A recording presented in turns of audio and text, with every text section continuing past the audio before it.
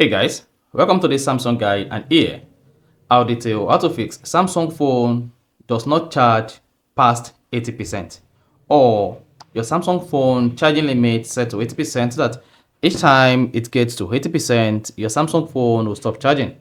So basically here I'm going to show you how to turn this off so that your Samsung phone can charge past 80%. So if you don't know this, you found this offer informative, please don't forget to like and subscribe.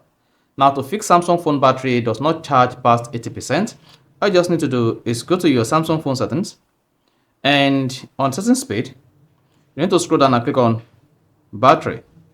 Then one of the battery page, scroll down and locate battery protection and click on that. Then once you select that, you should see the battery protection turned on to protect your Samsung phone battery from charging above 80% so that your Samsung phone battery lifespan will be extended. Then to make your Samsung phone charge past 80%, come here and choose either basic, that is when your battery is charged to 100%, charging will stop until the battery level drop to 90% and then start charging again.